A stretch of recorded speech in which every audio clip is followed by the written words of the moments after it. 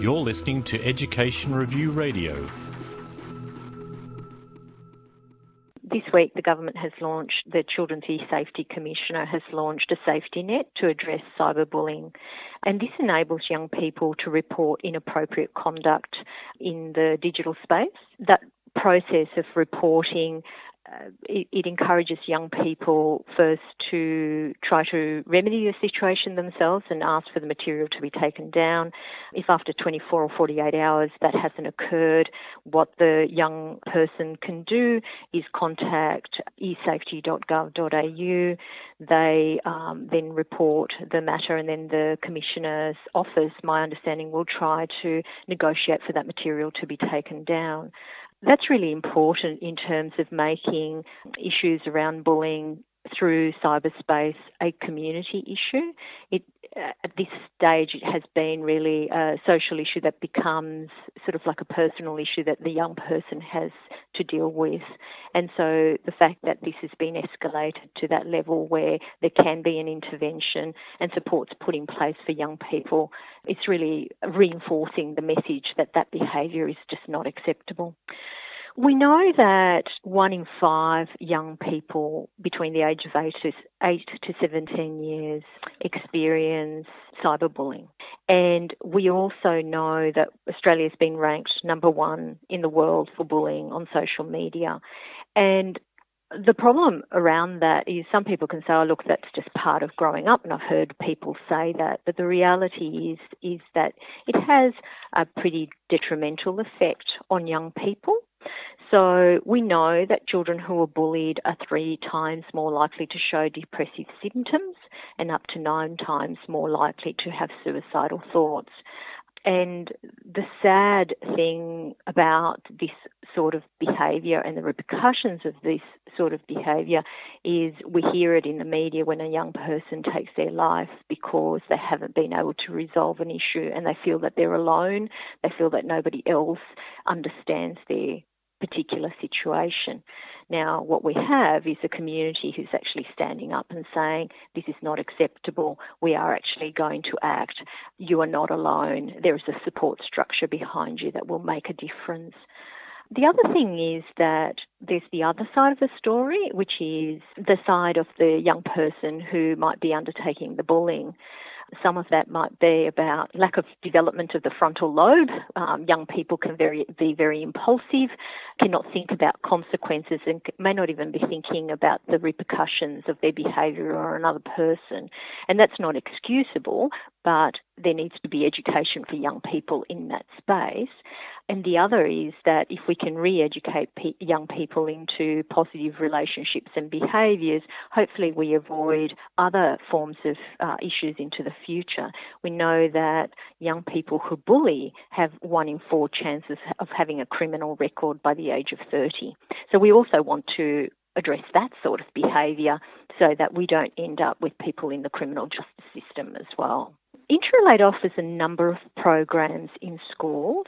We focus on reproductive health, sex education, relationships, and bullying awareness programs. So you might ask the question, why are all those factors important? We believe that sex education, reproductive health education enables the young person to have a self-awareness of their body, their development, the development of their peers, and the impact that puberty has in that transformational relationship stage.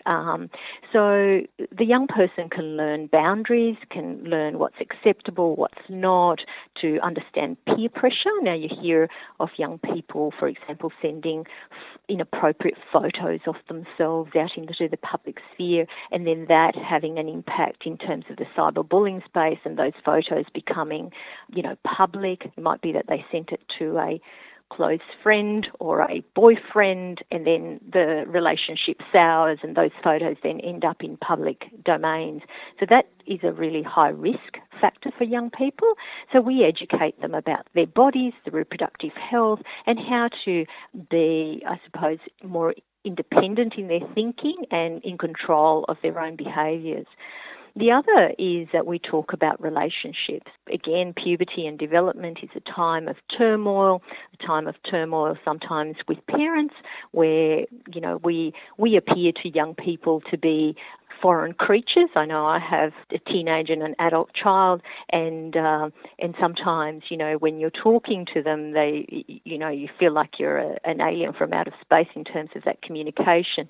So we teach young people what happens during that transformational stage and how they can engage with their parents in conversations and support.